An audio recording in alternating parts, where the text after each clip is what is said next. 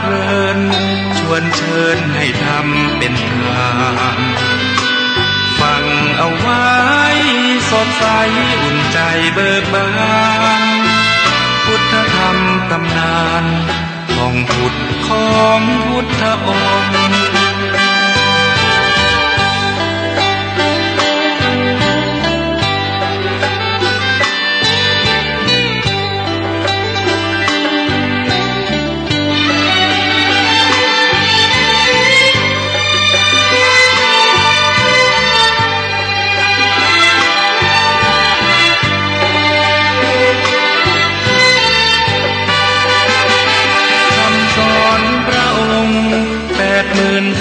พระธรรมขันธ์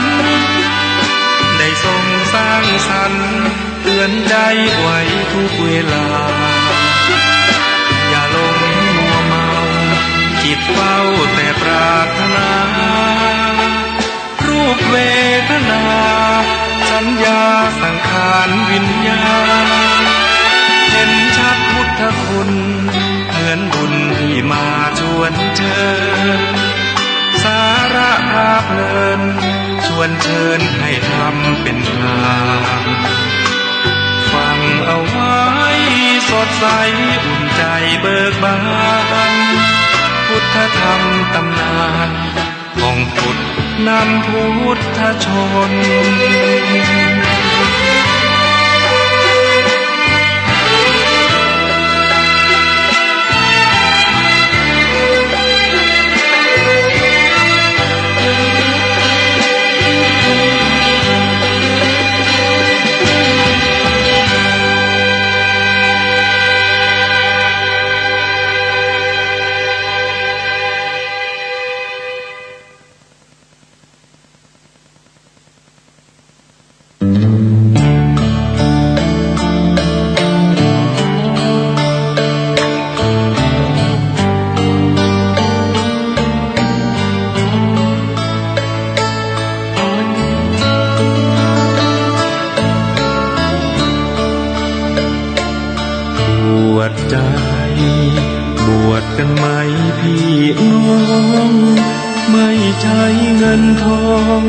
เชิญทดลองบวชใจ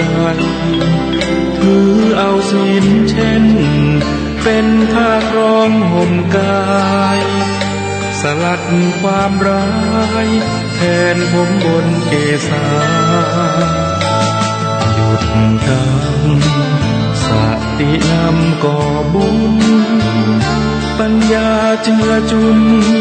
คอยเพื่อกูลอุราผู้มีพระภาคนำพุทธคุณวางไว้กลางเกล้าเพื่อป้องกันเหล่าภัยรินสิ้นทั้งหลายธรรมคุณทูลวางไว้กลางใจเพื่อช่วยหูทั่วถึงชั่วดีสังฆคุณทูลไว้ในชีวิตเพื่อช่วยพิษพ้นทุกข์เป็นสุขีโดยบุญอภิวันอัญชลี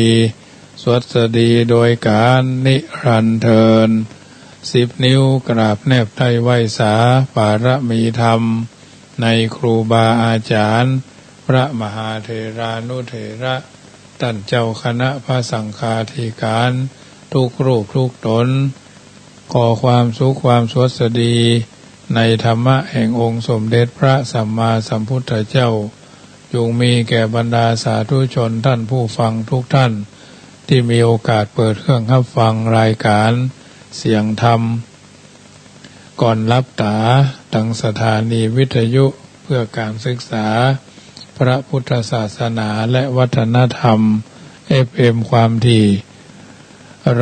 104.50 เมกะเฮิรตซ์วัดฝ่ายหินตำบลสุเทพอำเภอเมืองจังหวัดเชียงใหม่เมตตาในท่านพระครูสมุวิสุวัตรวรกิโจท่านเจ้าอาวาสวัดฝ่ายหินท่านผู้อำนวยการสถานีวิทยุคืนนี้ทุกๆเมื่อค่ำยามแลงของวันเสาร์วันอาทิตย์วันจันทร์วันอังคารวันพุธวันพฤหัสของแต่ละสัปดาห์แรกเริ่มทีเวลา40 นาทีปรับเวลาขึ้นเป็น1 ชั่วโมงทุ่ม5 นาทีถึง2 ทุ่ม เป็นรายการเสียงธรรมก่อนรับตาญาติโยมก็ติดตามฟังมีอัธสาระสิ่งละอันพันละน้อยข่าวสารงานบุญหรืออื่นๆเอามาเอิ้นเจริญพร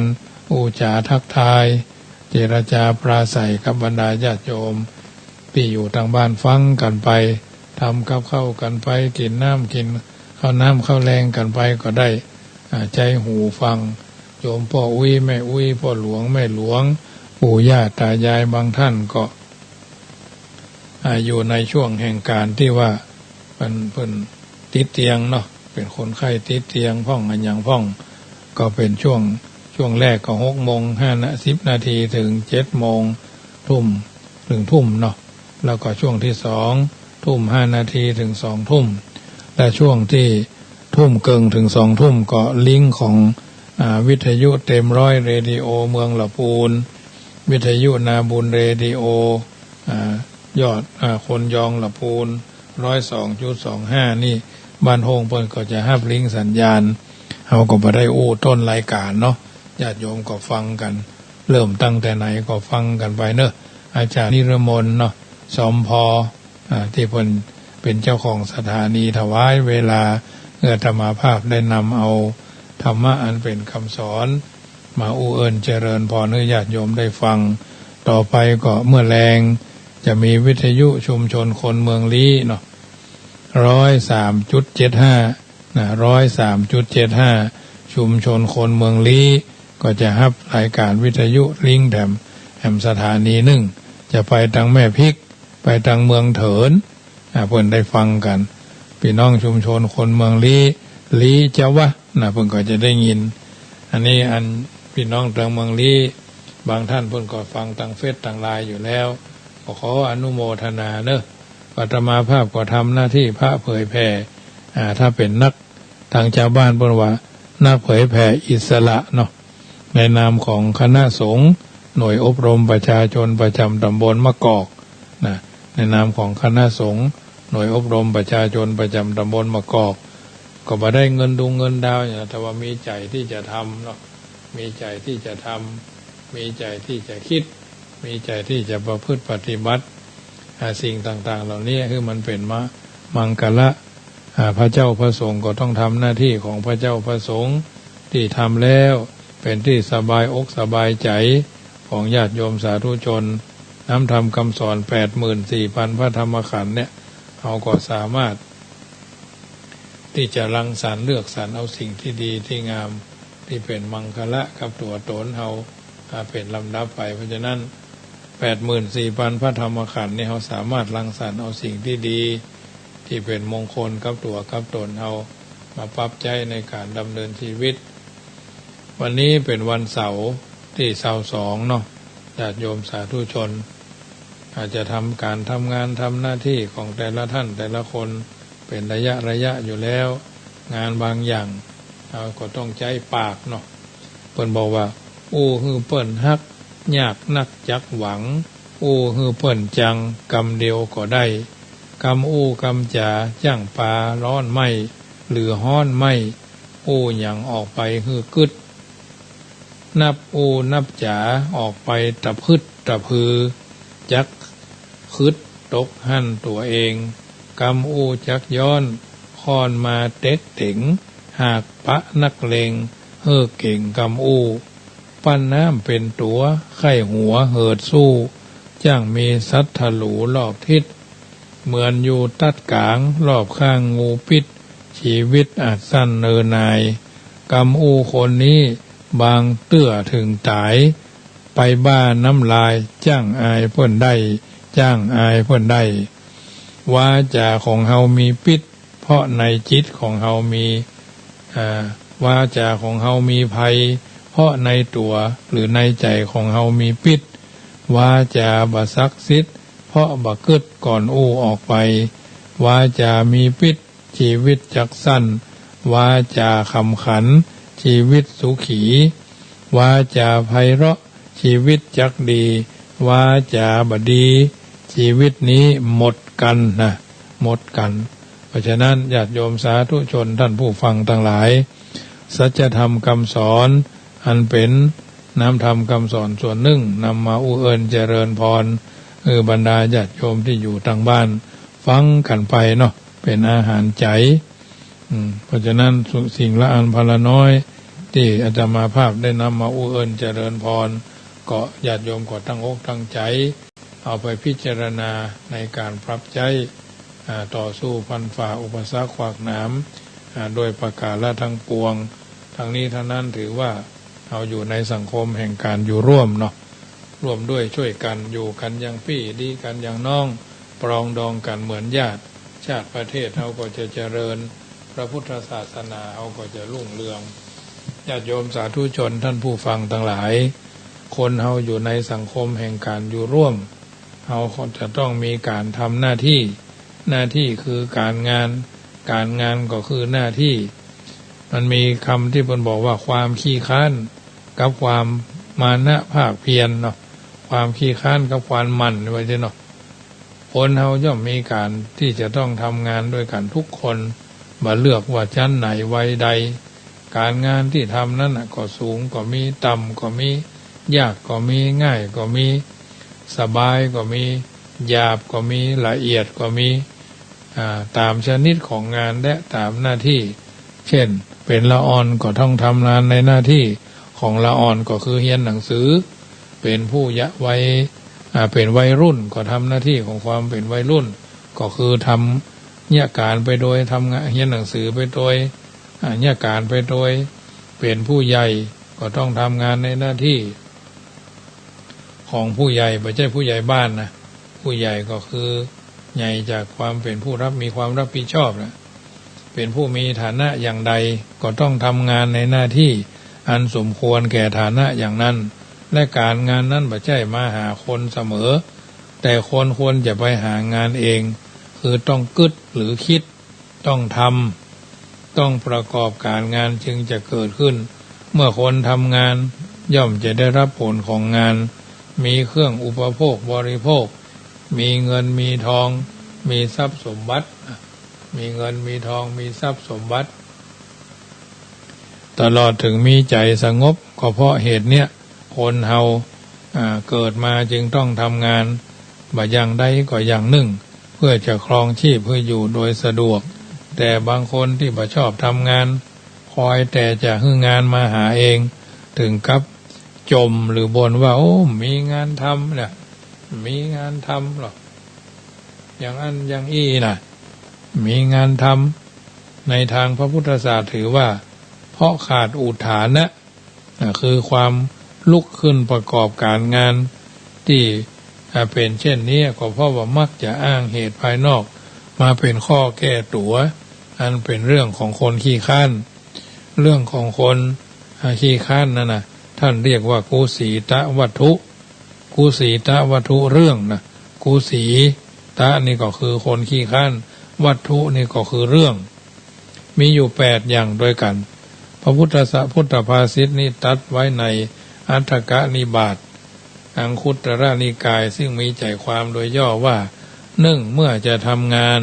อ้างว่าควรพักเสียก่อนแล้วก็นอนเสีย2ครั้นจากทำงานก็อ้างว่าควรหยุดพักให้สบายเสียก่อนแล้วก็นอนเสีย3เมื่อจะเดินทางก็อ้างว่าพักเอาแรงเสียหน่อยนึงเช้าอยู่ยังบ่ไปเตื้อจะเดินทางไปไหนมาไหนนะอาตมาภาพนี่ชอบเดินทางล่วงหน้าเนาะชอบเดินทางล่วงหน้า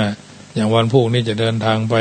อำเภอเวียงป่าเป้าก็จะออกตีสี่นี่หมายความว่ามันจะได้ตื่นนะตีสี่ล้อหมุนออกจากวัดช้างคำนะภัยจะไปก็อาตมาภาพนี่ต้องมีวินัยคือข้อที่จะทำให้ตัวเองเป็นคนมีระเบียบทหารเพิ่นอยู่เป็นกองร้อยกองพันกองพลนะมันมีกองหมื่นมีกองแสนเนอะกองร้อยกองพันแล้วก็กองพลคือกองกำลังนะพละก็คือกำลังเพิ่นต้องมีอย่างไรเฮาสิไปไหนอาตมาภาพจัดไปตานเทียนไปทอดไปถวายเทียนวาสาปี2565เนี่ยจะไปอำเภอวังเหนือจะไปอำเภอเมืองวังเหนืออำเภอแจ้ห่มแล้วก็อำเภอเมืองปานเนี่ยไปเข้าทางวังเหนือมาอย่างก่อนถ้าเฮาไปทางนั้น เมืองปานมาอย่างก่อนมันจะวกไก่เราจะไปเข้าวังเหนือพดมาเมืองเหนือแล้วก็วังเหนือเราจะได้ไปพักผ่อนกันที่น้ำตกแจ่ซ้อนนะน้ำตกแจ่ซ้อนกันอันนี้ไปถึงว่าไปแอวซื้อโคอากาศครัวลีที่บ้านซบลีเนาะบ้านขวงกอมแล้วนะไปห่อวิหารบนน้ำบนเดิมของเปิ้นเพราะฉะนั้นกินข้าวงายวังเหนือกินข้าวตอนแจ่ห่มกินข้าวแรงมันจะข้าวแรงกับข้าวบ่ายข้าวบ่ายเนาะที่อำเภอเมืองปานเนี่ยปี2565นี่นะอันนี้จะต้องไปหมายความว่าตีสี่ล้อหมุนนี่นะก็คือหมุนจริงๆไม่ใช่ว่าเขาจะไปไหนเขาเป็นคนงุงะงุ่มง่ามอย่างนั้นอย่างนี้มันต้องเตรียมกับญาติโยมวัดที่จะไปก็ต้องเป็นวัดที่อยู่ในดุลพินิจวินิจฉัยเรียบร้อยนะวัดต้องสะอาดห้องน้ำห้องส้วมห้องสุขานั่นแหละสถานที่จอดรถเนี่ยไปแล้วรถตู้ที่ไปก็ต้องเป็นคนที่ว่ามีวอแดงด้วยนะจะได้โทรศัพท์หากันวอหากันไม่ใช่ว่าคนรถละคนที่ใช้บริการก็เหมือนกันต้องมีหูยตาโวยนายคนนี้ชื่อนายอย่างหมายเลขรถอย่างต้องหูนะถึงจะเข้าใจในหลักการเพราะฉะนั้นต้องบริเวณบริบทบริการและก็บริวารนะบริเวณบริวารบริบทบริการเนี่ยสำคัญนักเราจะต้องไปดูวัดที่เขาไม่ต้องรวยไม่ต้องจนวัดที่เขาต้อนรับนะเพราะฉะนั้นอาตมาภาพไปมา10 กว่าปีนะไปทั้งเมืองตรงเมืองนั่นบางคนพวกกบฏล้มหายตายจากไปก็จัดนักแต่วัดที่เคยไปเนี่ยไม่เคยมีหนังสือตอบรับว่าขออนุโมทนากับท่านพระมหาเนอะที่พาญาติโยมมาไม่เคยเลยนะและไม่เคยแวะเวียนมาหาเลยอันนี้เขาห้องว่าขาดอย่างขาดน้ำใจเนาะญาติโยมต้องประเมินนะยุคนี้สมัยนี้คือวัดที่เขาไปเขาจะต้องไปถามว่าหลวงพ่อครับท่านพระครูครับอาตมาภาพหรือเข้ากับผมอาตมาจะได้ปาศรัทธามาตานเตียนที่นี่จะได้นำเอาพี่น้องละพูนพี่น้องเชียงใหม่หรือญาติโยมที่เพิ่นหอมกินหอมตาลมาเชื่อมสัมพันธไมตรีสัมพันธภาพมิตรภาพพอเขาอยู่คนเดียวสบายแต่ไม่สนุกอยู่ร่วมสองครองทุกข์สนุกแต่ไม่สบายเขาจะได้ปากันเพราะฉะนั้น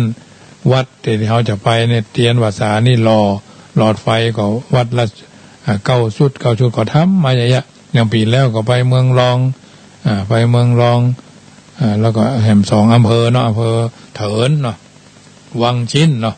วังชิ้นรองวังชิ้นแล้วก็อำเภอเถินปีนี้ก็จะไปวังเหนือพดไปแจ้ห่มแล้วก็เมืองปานพลิกมาละปูนเลยนะอันนี้พลิกมากาดถ้าโวยเอาเนี่ยอย่างโวยเพิ่นเฮาว่าเนี่ยอย่างโวยไปเจ้าก็ได้หลายไปขวายก็ได้น้อยนะไปเจ้าก็ได้หลายไปขวายก็ได้น้อยอันนี้ก็น้อมเอิ้นเจริญพรให้ญาติโยมได้ทราบรถที่จะไปต้องอยู่ในบังคับของเฮาแล้วก็สตางค์นี่บ่ต้องเอาไปคือคนรถเตื้อจะเอาคือวัดสุดท้ายนะถ้าเอาไปคือวัดมันอวดหูคนรถตู้นี่นะอวดหูอย่างนั้นอย่างนี้ไผบ่เคยพ่อนานเจสีนี่ก็คงเข้าใจพี่น้องหนองจังคืนก็ถ้าจะไปด้วยเนาะอันนี้ก็เนี่ยแจ้งเอิญเจริญพรเนอะอันนี้ทำมาทุกปีถึงแม้ใครไม่ไปก็ไปเองก็ได้นะไม่ได้ไปบังคับใครนะขอคือทำอย่างสบายอันเนี้ยถ้าเรามีความเป็นผู้มีวินัยจะไปไหนก็สบายคนรถที่อาตมาภาพจ้างนี่ก็ต้องมีวินัยเหมือนกันรถตี4 ล้อหมุน3:45นี่เขาต้องมาละอย่างไปกินไปต้านก็เหมือนกัน3:30นี่รถต้องมาแล้วนะคนที่เป็นหัวหน้ารถนี่ก็ต้องเอาบัตรเอาเบอร์ไปต่างวาละเราต้องติดเบอร์มีวอแดงด้วยแจ้งด้วยแจ้งก่อนล่วงหน้าว่าผมไปบ่ได้เนี่ยบ่ไหวเฮ้ยลูกบ่ไหวบอกว่าคนที่จะไปต้องเก็บสตางค์เลยไปเป็นหัวหน้าสายไปหัวหน้าสายบุญก็ต้องเก็บสตางค์เพราะบัดเดี๋ยวนี้มันอย่างว่านั่นนะจะไปเนี่ยบางคนนี่เดือดร้อนอาตมาภาพเคยซ่อมคนเดียว20,000 ปลายกันนะไปเมืองน่านมีท่านปีนึงปดท่อพออำเภอทุ่งช้างวะนะ ซ่อมคนเดียว27,000กันนะญาติโยมก็บ่ได้ว่าหยังเนาะมันก็บ่ได้ตายก็บ่ได้วายก็อยู่เป็นพระมหาประสิทธิ์เจ้าเดียวเพราะฉะนั้นขาดความรับผิดชอบก็ทำงานใหญ่ไม่ได้นะเพราะฉะนั้นอันนี้แจ้งคือจะว่าเขาต้องมีวินัยกันต่อมาก็คือต้องเดินทางถึงแล้วหยุดเสียก่อนแล้วก็นอนบริโภคได้น้อยก็ยังอ้างว่าบ่ได้ทำงานก่อนนอนเหียเนาะบริโภคอิ่มเกินไปอ้างว่าพักผ่อนเนี่ยก่อนแล้วก็รับเฉยอย่าอ้างว่าบ่สบายเริ่มจะเป็นไข้พักผ่อนแล้วก็นอนเหียอย่าอ้างว่ากำลังหายไข้ใหม่ๆต้องหยุดทำงานเนี่ยก่อนก็เลยนอนเนี่ยอันเนี้ยคือกุสิตะวัตถุคือมีอยู่8อย่างคนขี้ค้านเนี่ยการเนี่ยนะเมื่อจะทำงานก็อ้างว่าพักเมื่อจะทำงานแล้วก็อ้างว่าพักอย่าต้อยอิดเหนื่อยเมื่อยล้าอย่าม้อยนะคนยองพูดห้องว่าม้อยเมื่อจะเดินทางก็อ้างว่าพักเอาแห้งเหี่ยก่อน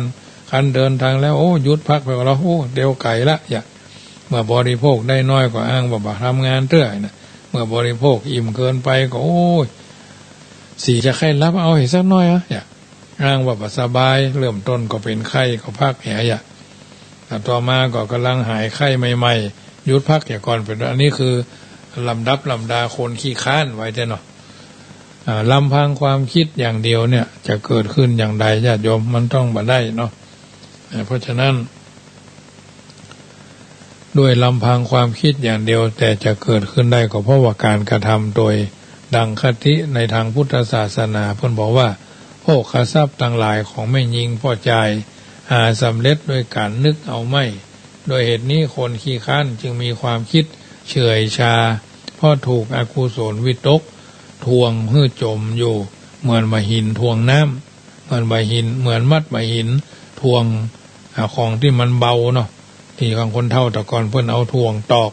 เพิ่นเอาตอกแย่น้ำเนาะเพิ่นมัดใบหินจมไว้มันจมน้ำเนาะบ่มีปัญญาที่จะคิดหาทางแสวงหาความเจริญได้แต่มีแต่จะทำตนให้ตกอับเรื่อยไปอาชีพของบุคคลเช่นนี้ก็บกพร่องแม้จะมีพร่องก็มักจะเป็นไปในทางมิจฉาชีพเพราะคนที่หากินทางมิจฉาชีพนั้นโดยมากมักจะเกิดจากต้นเหตุคือความขี้ข้านก่อนพึงหันตัวอย่างนี้เช่นบางคนชอบหากินในทางลักเล็กขโมยน้อยเปิ้นห้องว่าโจรกรรมไม่เมื่อเจ้าของเปิ้นเผลอบางเตื้อก็ลักแป๊บน้ำเปิ้นลักตัดสายไฟเปิ้นเนี่ยลักเมื่อก่อนมันเป็นก๊อกทองเหลืองเนาะลักทองเหลืองเปิ้นไปขายลักตัดลวดหนามเปิ้นไปขายก็มี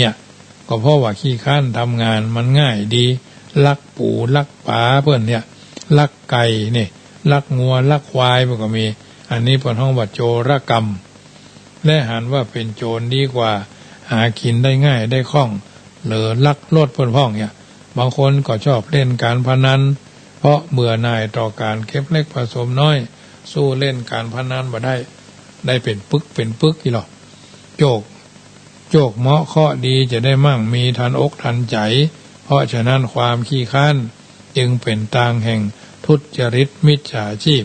ดังที่ได้กล่าวมานี้ด้วยเหตุนี้ความขี้ข้านยังเป็นต้นเหตุแห่งความเสียหายทำร้ายสถานเช่นพระพุทธภาษิตที่ตรัสต่อปัญหาพราหมณ์คนหนึ่งซึ่งมาทูลถามต้นเหตุแห่งอนัตถะ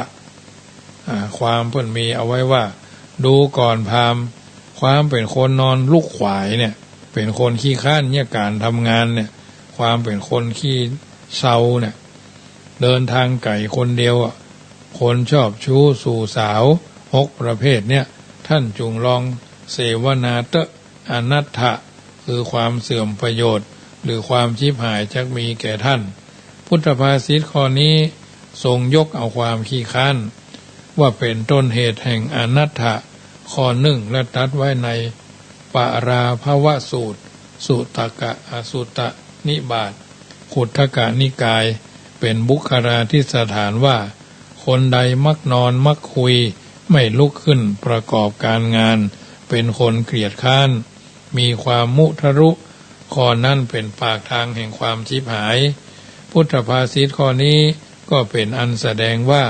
ความขี้ข้านนั้นเป็นปากทางหรือประตูของความชิบหายข้อหนึ่งและตรัสไว้ในสาขาทวรรคสังยุตตนิกายว่าเพราะประนามขับไล่ความหลับความขี้ข้านความบิดขี้ข้านและความมัวเมาในอาหารความเพียรออกไปเสียแล้วอริยมรรคย่อมบริสุทธิ์ได้พุทธภาษิตข้อนี้เป็นอันแสดงให้เห็นว่าความขี้ข้านเป็นเหตุอันหนึ่งที่จะทำให้อริยมรรคบริสุทธิ์ถ้าขับไล่ไปเสียแล้วจึงจะบริสุทธิ์คำว่าอริยมรรคหมายความว่าทางดำเนินไปถึงความเป็นอริยชนหรือทางอันประเสริฐท่านกล่าวไว้8ประการมีสัมมาทิฏฐิความหันชอบเป็นต้นย่นลงเป็นศีลเป็นสมาธิเป็นปัญญาเป็นผู้รักษาศีลถ้าคนขี้ข้านบ่หมั่นเอาใจใส่ต่อการรักษาศีลจะบริสุทธิ์บ่ได้แม้จะเจริญสมาธิและปัญญาจิตก็เป็นสมาธิบ่ได้ความคิดอ่านก็บ่ทะลุปรุโปร่งเพราะคุณธรรมเหล่านี้เป็นธรรมะที่ละเอียดสุขุมลุ่มลึกโดยลำดับผู้ขี้ข้านบ่อาจจะพยายามประพฤติให้สำเร็จได้ต่อเป็นคนหมั่นขยันจึงปฏิบัติให้สำเร็จผลเหตุนี้ความเกลียดข้านจึงเป็นทางทำลายอริยมรรคทำให้เศร้าหมองด้วยประการหนึ่งพุทธภาษิตนี้ยกมาเพื่อใจชี้ให้เห็นว่าความขี้ข้านของคนเฮาเป็นทางแห่งหายนะทั้งทางโลกทั้งทางธรรมเมื่อพอหันโทษแห่งความขี้ข้านอย่างนี้แล้วก็ควรพยายามละและเริ่มต้นตั้งปณิธานเพื่อประกอบความเพียรต่อไปเพื่อสมกับพุทธภาษิตที่ตรัสไว้ในจริยาปิฎกขุตกนิกายว่าท่านทั้งหลายหันความขี้ข้านโดยความเป็นภัยและหันการปรารภความเพียรโดยความปลอดภัยจงปรารภความเพียรเถิดนี้เป็นคำพร่ำสอนของพระพุทธเจ้าก็เมื่อจะเริ่มตั้งความเพียรสมควรจะทราบลักษณะของคนที่มีความเพียรไว้เพื่อจะได้ปรับปรุงใจของตนเองอยู่ในระดับสม่ำเสมอ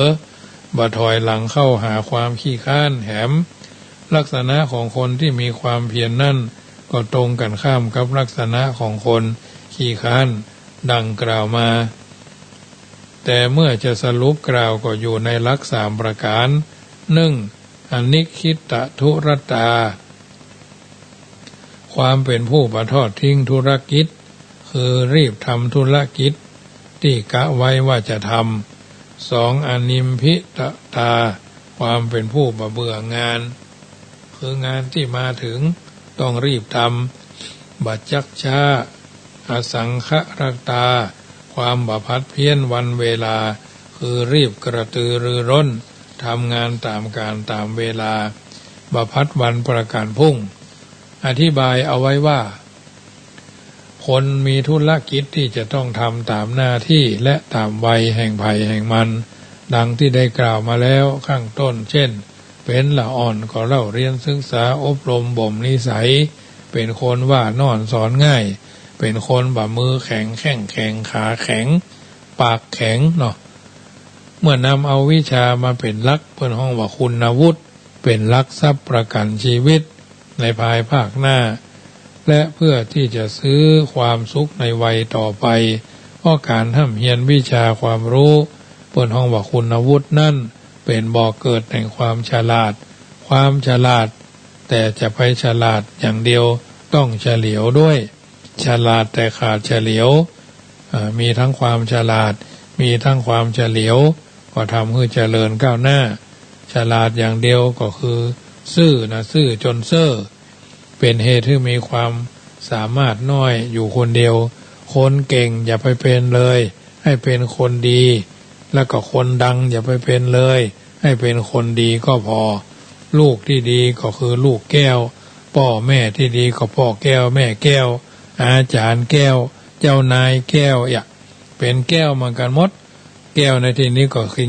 สิ่งอันหาค่าไม่ได้ไม่ใช่แก้วเหล้าเนาะไม่ใช่แก้วแตกไม่ใช่แก้วร้าวไม่ใช่แก้วจับนะ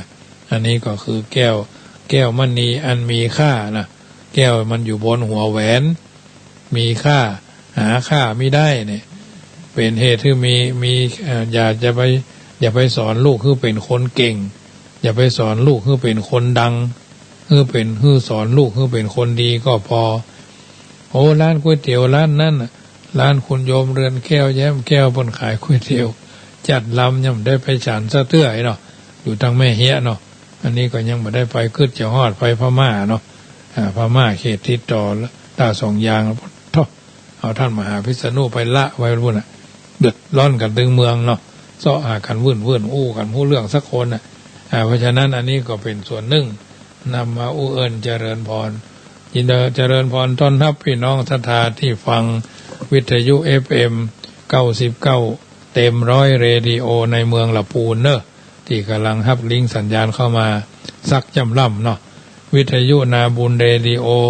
คนยองละปูนบ้านห้อง102.25ตามปกติเราฟังกัน6:10 นาทีดีนาวเป็นต้นมาเนาะแต่เดิมว่าเพิ่นปรับรายการปรับเวลาเนาะปรับเวลาจากทุ่มจาก6:00ถึง7:00มาเป็นทุ่มครึ่งถึง2 ทุ่มถวายเวลาให้ธรรมภาพได้นำเอาอรรถธรรมโดยอาจารย์นิรมนต์เนาะ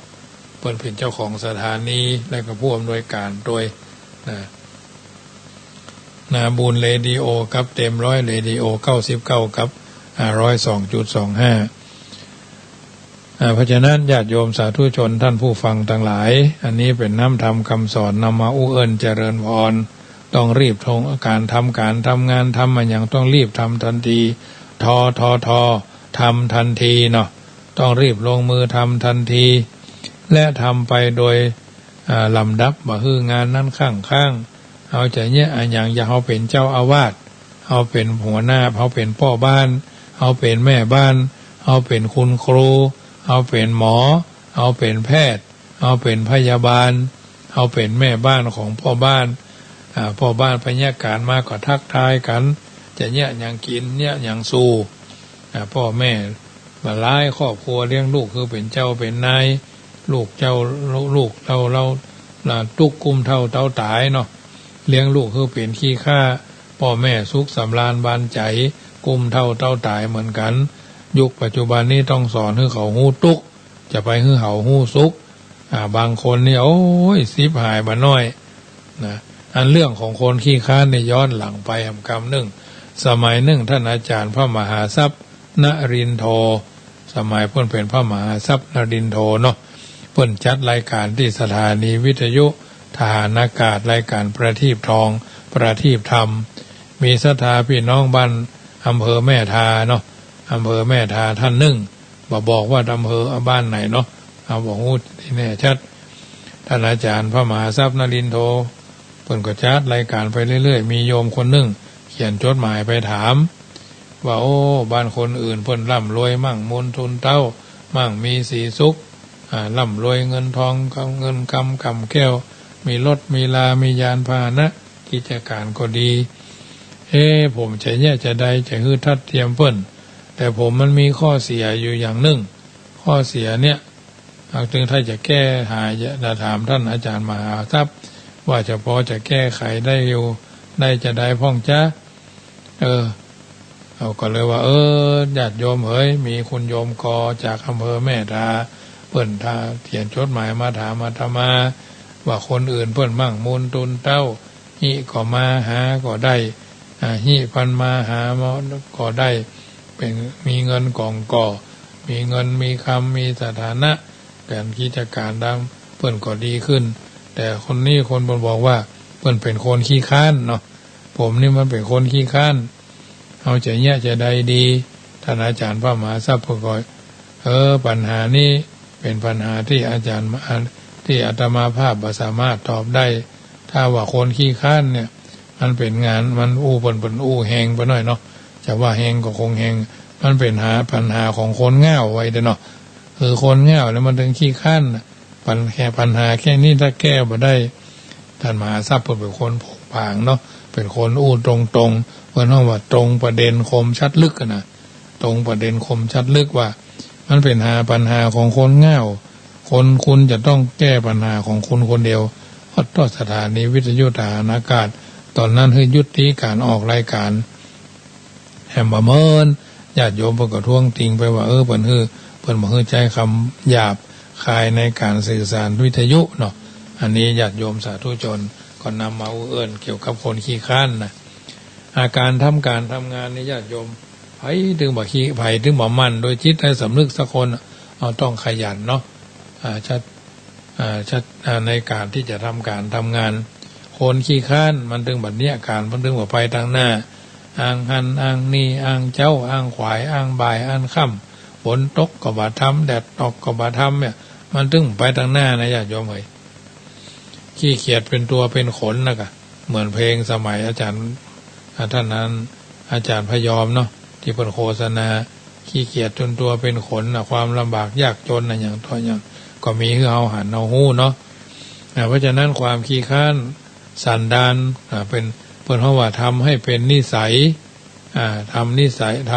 ให้เป็นทำสันดานให้เป็นนิสัยอย่าทำนิสัยให้เป็นสันดานเนาะสันดอนนี่แก้ได้สันดานนี่แก้ยากนะ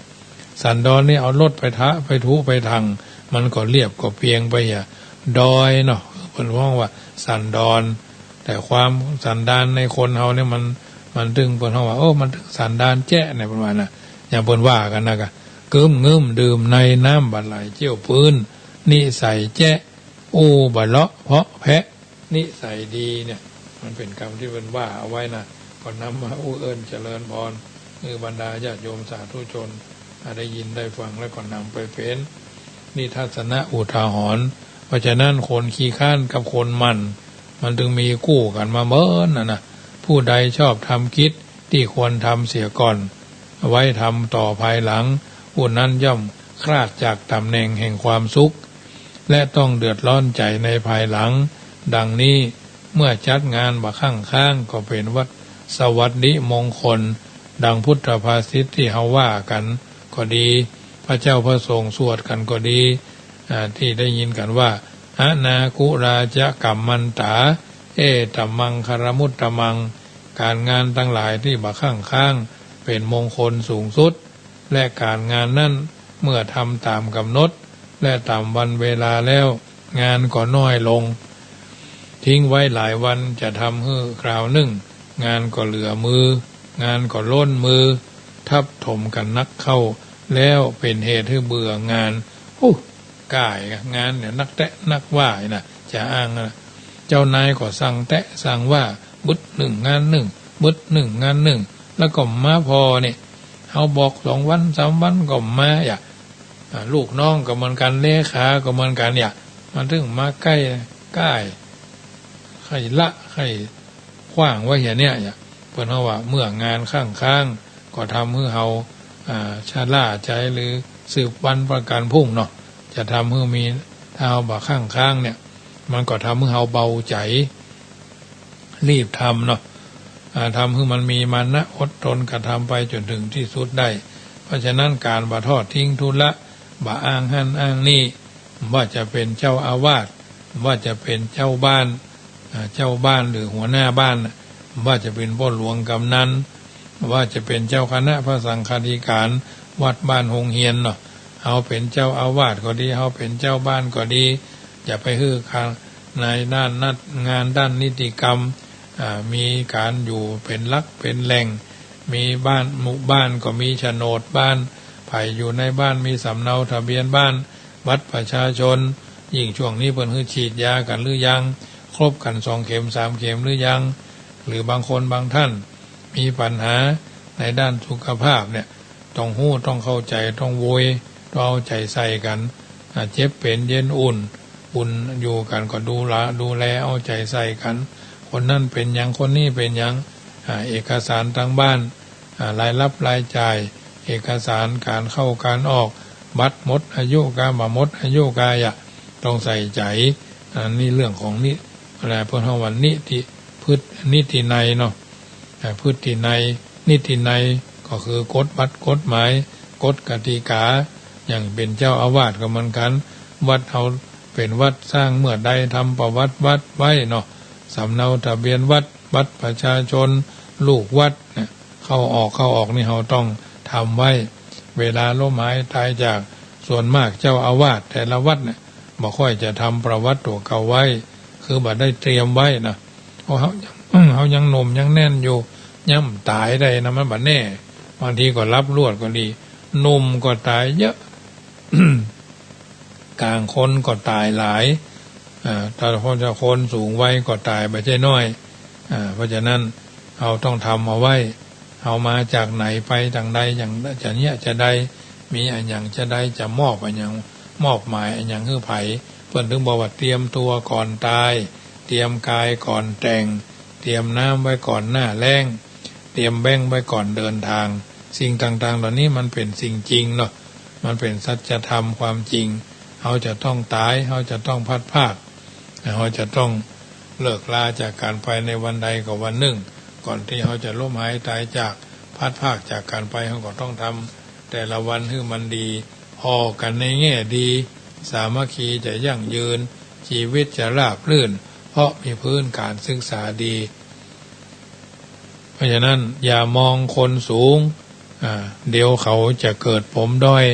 อย่ามองคนต่ำจะเกิดทิฐิมานะระหว่างกันอย่ามองคนเสมอกันชักชิงดีชิงเด่นพอกันเป็นเพื่อนร่วมเกิดร่วมแก่ร่วมเจ็บร่วมตายจึงจะสบายใจเพราะฉะนั้นในสังคมบอกว่าวัดบอกว่าบ้านบอกว่าโรงเรียนมันถึงมีคนขี้ข้านก่อนนักคุยก่อนหลายขี้โกงก็บ่ใช่น้อยขี้เพิ่นฮ้องว่าอิฐหินดินทรายก่อเป็นผนังดูแล้วสีสง่าแก่บ้านแก่วัดแก่โรงเรียนแต่ขี้อิจฉาเกิดตรงไหนเดือดร้อนตรงนั้นขี้อิจฉาตาร้อนกลัวเหลือนะกลัวเพิ่นได้ดีกว่าตัวอันเพิ่นมีก็ใครได้อันเพิ่นอยากได้ก็ดูถูกดูแคลนอันนี้คือขี้อิจฉาขี้เหล้าอันนี้มันเมาแล้วก่อนมาเลียปากให้ก็นอนเพิ่นเฮาว่ายุบจบข่าวว่าตัวผู้ตัวแม่อันนี้คือขี้เหล้าขี้เล่นเนี่ยหยังก็เล่นบ่ฮู้จักแต้จะเดือดร้อนก็เพราะว่าขี้เล่นบ่ได้เล่นบ่ได้บ่ได้มันจะแต้อันนี้เป็นสัจธรรมที่ท่านกล่าวเอาไว้ก็ก้อนไกลเอามาคือญาติโยมนาสาระเสียงธรรมก่อนรับตาญาติโยมได้ยินได้ฟังแล้วก็ต้องไปอาจจะบ่เหมือนอาตมาว่าก็ได้อาตมาภาพก็เป็นส่วนหนึ่งที่จุดประทีปธรรมในดวงใจของท่านก็ฟังไปอัตลักษณ์ไผอัตลักษณ์มันสำหรับพระมหาประสิทธมาภินันโทตนนี้ก็เอาไว้อย่าตนหนึ่งนะบ่เหมือนคนอื่นแล้วก็บ่เหมือนคนอื่นก็บ่เหมือนเพราะไปตามสภาวะการ10 กว่าปีที่จัดรายการธรรมะบางคนนี่เพิ่นฟังรายการมาจัดเหมือนเพราะฉะนั้นท่านอาจารย์เอกพลเจ็บเหงือกเนาะบ่ใช่เจ็บเขี้ยวเนาะได้ยินเพิ่นว่าเจ็บเหงือกบ่ใช่เจ็บเขี้ยวเนี่ยไปออกงานบ่อยลำไปหรอกเดี๋ยวก่อนน้ำส้มเดี๋ยวก่อนน้ำหวานอยู่ฮะก็เดี๋ยวก่อนน้ำเมืองแป้เดี๋ยวก่อนน้ำลำปางเนี่ยเดี๋ยวก่อนน้ำแม่ในเมืองละพูนระวังเนอะต้องกินน้ำแต่โดยมากก็น้ำใจเยอะเนาะแฟนครับเพิ่นก็เยอะเพิ่นจะปั้นพระเจ้าเนาะสะพุงน้อยก็จะแปลงธาตุเนอะไปแค่แปลงธาตุไปบูรณะธาตุมันจะแปลงธาตุบูรณะธาตุของวัดสะพุงน้อยในท่านอาจารย์เคดีเจพระนิเทศเนาะมันจะเป็นนักเทศก็เป็นนิเทศก็เป็นนะท่านอาจารย์เอกพลก็คิวบ่ว่างเนาะเพราะฉะนั้นถือว่าท่านก็เป็นเพิ่นเฮาว่าเอกแท้ๆเอกพลเนาะกำลังเอกกำลังหลังเฮามันเป็นกำลังถอยแล้วมันสู้เพิ่นบ่ได้เพิ่นเฮาว่าคลื่นลูกใหม่โวยกว่า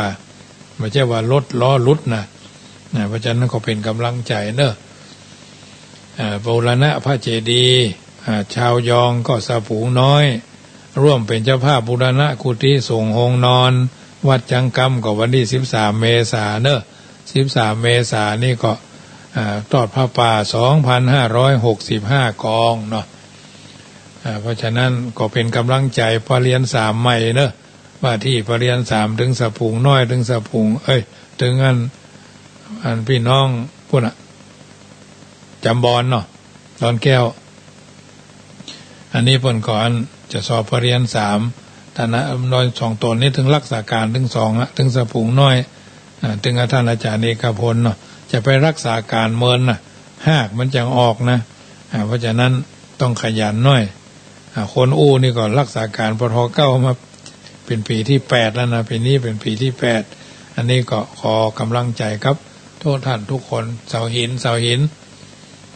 เขาพอว่าเขาจะออกมาได้ก็ เสาหินก็สะพุงน้อยรักษาการถึงหันกู้เนอะ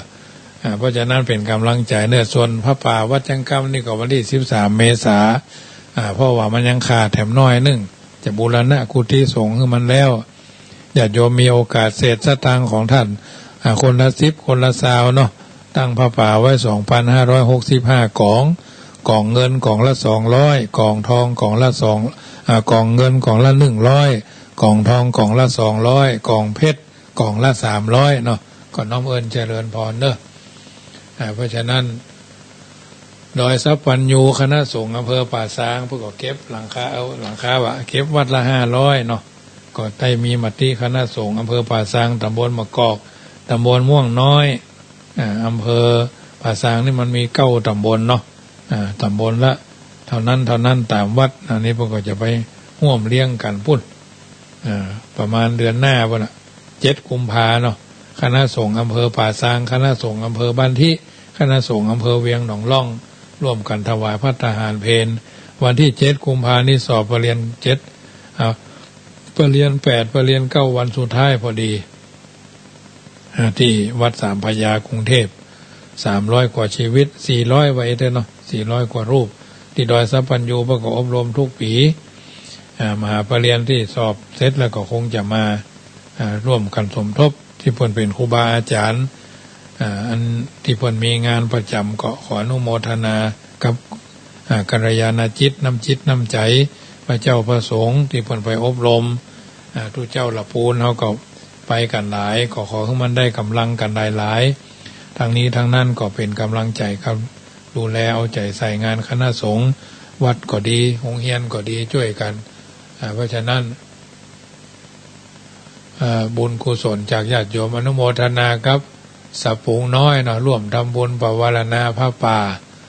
วัดชังคำ 1,000 บาทสาธุอนุโมทนาเนอะบุญขินบุญทานในกิจการอาตมาภาพก็รวบรวมปัจจัยก็จะร่วมกับท่านเก้าล้านกับนานหลวงเพิ่นจัดรายการวัดอันสันทรายเพิ่นไปตั้งสำนักสงฆ์พุ่นสำนักสงฆ์อันโสระพนารามที่อำเภอเชียงดาวเพิ่นถูกไฟไหม้เดือนเมษาก็ 10,000 บาทเนาะก็นี้ก็ถือว่าจะได้ไปร่วมกินร่วมทานกันได้ตามที่เขามีความพร้อมนะช่วยกันไปนะพริกมีบ้านเหนือเกลือมีบ้านใต้ประคับประคองกันไป รายการธรรมะอันเป็นสัจธรรมคำสอนก็เผยแผ่กันไปวันพรุ่งนี้มาเจ้านี่บัดได้จัดรายการจะได้เดินทางไปอำเภอเวียงป่าเป้าแต่เจ้ามืดเพราะว่าไปคือมันก่อนเวลาเขาเป็นพระผู้น้อยไปไกลไปที่หลังเพิ่นอายเพิ่นเนาะเพราะฉะนั้นต้องฮู้จักเวลาจะไปไหนก็คือมันฮู้จักเวลาเฉียบขาดให้มันแน่นอนเนาะไปก่อนได้หลายไปขวายได้น้อยทางนี้ท่านนั้นก็ขออนุโมทนาเนอะกับบรรดาญาติโยมสาธุชนที่ตั้งกัลยาณจิตส่วนพระป่าปีนี้ก็มีวันที่13 เมษายนนั่นก็ปาลบเหตุแห่งคุณโยมพ่อณรงค์โยมแม่อำพรประมวลโกมาศบ้านสันป่าซักหลวงอำเภอสันทรายจังหวัดเชียงใหม่เพิ่นถ้าเป็นเจ้าภาพใบรากาคนละ1 ตัวก็เป็น2 ตัวมูลค่าก็ 9,000 บาทอาตมาภาพก็จะตั้งเป็นกองเป็นตัวตั้งเป็นนกตั้งเอาไว้ว่าญาติโยมก็ร่วมทำบุญกันได้มีหลายคนหลายท่านเพิ่นแจ้งความประสงค์จำนงหมายในการร่วมกินร่วมทานกองเงินกองละ100กองทองกองละ200กองเพชรกองละ300ก็จะได้ค่อยใจถึงแปลงใจถึงก็โทรศัพท์ทักทายกันได้เมื่อจบรายการหรือในก่อนรายการจากท่านไปพี่น้องละปูนที่ฟังเต็มร้อยเรดิโอ99.00เมืองละปูนและก็พี่น้องบ้านห้องนาบุญเรดิโอคนยองละปูน102.25เมื่อคืน ทุ่มเกิงถึง2 ทุ่มนี่มีเพิ่ม2 ลิงเนาะต่อไปก็เมืองลี่ก็เหมือนกันเมืองลี่ก็6 โมงเมื่อแรงถึงทุ่มรวมกันแล้ว13 สถานีลิงพร้อมๆกันเนาะเจ้าแรงส่วนวิทยุขึ้น96ก็วันจันทร์วันการวันพุธบ่าย 2 ถึงบ่าย 3บางคนก็ได้ฟังกันเป็นประจำบางทนก็ทักไลน์กันเข้ามาก็ดีใจที่ท่านทั้งหลายบัดเลิกมาเพิกมาเฉยในการฟังน้ำฟังธรรมเก็ดเล็กเก็ดน้อยที่เก็บหอมรอมริบความรู้จากการห้ำเฮียนศึกษาครูบาอาจารย์แนะนำพร่ำกล่าวก็เอามาเป็นปฏิปทามาเป็นกำลังใจให้กับบรรดาญาติโยมที่ฟังอยู่ทางบ้านธรรมะเตือนจิตสุภาษิตเตือนใจก่อนที่เขาจะรับจะนอนแต่ละค่ำแต่ละคืนแต่ละวี่แต่ละวันก็มีไว้ว่าชั่วเป็นผีดีเป็นคนจนเป็นทาสฉลาดเป็นครูมุทะรุเป็นพานใจวิจารณญาณเป็นบัณฑิตบ่มีการต่อสู้ใดๆรุนแรงไปกว่าการต่อสู้เพื่อจะเอาชนะตัวเก่าตัวอย่างของคนดีตัวอย่างของคนดีทำตามยากตัวอย่างของคนชั่วทำตามง่ายหนีความตายง่ายหนีความชั่วกว่าหนีความชั่วคนโง่รู้ทันจิตของตนเองคนโง่บ่รู้ทันจิตของตัวเองย่อมตกเป็นทาสของอารมณ์เสมอเมื่อมีการเริ่มต้นก็บ่ต้องกังวลเรื่องความเสี่ยงสุดหรือความสิ้นสุดความก้าวหน้าบ่ได้เกิดขึ้นจากคนมักง่ายซื้อกินบ่หมดคดกินบ่เมินทำตัวหันแก่ได้อย่าหวังน้ำใจจากเพื่อนฝูงและกัลยาณมิตรทำวันนี้คือดีแล้ววันหน้าก็จะดีตามมาตัวมาความหู้ทำให้คนกล้าปัญหาทำให้คนกลัวการทอมเนื้อทอมตัวทำให้คนเกรงอวดเบ่งทำให้คนเกลียดสุขจากการฮื้อยิ่งกว่าสุขด้วยการฮับคนใจสูงมักจะอู้ว่าดีจึงจักได้คนใจต่ำมักจะอู้ว่าได้จึงจะดีคนใจสูงมักจะอู้ว่าดีจึงจะได้คนใจต่ำมักจะอู้ว่าได้จึงจะดีครูบาเจ้าวัดพระพุทธบาทถากผ้าลิขิตลิศนาเป็นคำสอนจิตสอนใจศิษยานุศิษย์ว่าคนโง่เอาใจไว้ที่ปากคนฉลาดเอาปากไว้ที่ใจหมายความว่าคนโง่ทำแล้วคิดคนฉลาดคือบัณฑิตคิดแล้วทำคิดแล้วพูดสิ่งที่ติดตามตัวทรมานไปทุกที่ฝีก้าวก็คือกิเลสอ่อนโยนแต่บ่อ่อนไหวแข็งแรงแต่ไม่แข็งกระด้างหรือแข็งกร้าวถ้าอยากเป็นคนงามอย่าวู่วามโกรธเกลียดง่ายความหู้สอนให้คนถ่อมตัวความโง่สอนให้คนเย่อหยิ่งการยอมแพ้บางครั้งเป็นหนทางแห่งความสำเร็จเกิดมาทั้งทีเอาดีให้ได้ยักตายทั้งทีฝากดีเอาไว้รายการเสียงธรรมก่อนรับตาประจำเมื่อค่ำยามคืนของวันเสาร์นี้อาตมาภาพเข้ากับผมพระมหาประสิทธธรรมาภินันโทได้อธิบายน้ำธรรมคำสอนมาเป็นปฏิพรให้บรรดาญาติโยมที่เป็นครุอุปถากสันนิบาตตานเข้าได้ยินได้ฟังน้ำธรรมคำสอนแล้วฝึกกายจะได้กำลังฝึกสมองจะได้ความฉลาดฝึกสติจะได้ปัญญาฝึกการปล่อยวางจะได้ความสุขพระที่ควรพกคือพยายามพระที่ควรห้ามคือพยาบาทพระที่บ่ควรประมาทคือพระรัตนตรัยและพระที่บ่ควรไว้ใจพระที่ควรมีไว้ในใจคือพระคุณของมูลผู้มีพระคุณเป็นต้นค่ำคืนวันนี้รายการเสียงธรรมก่อนรับตาดำเนินรายการมาก็พอสมควรแก่เวลาจะขอนำรายการจากท่านไปก่อนโมทนากับท่านอาจารย์เอกพลสัทธาโสถีพระวันตุโวอายุวันโนสุขังปะลังขอเจริญพร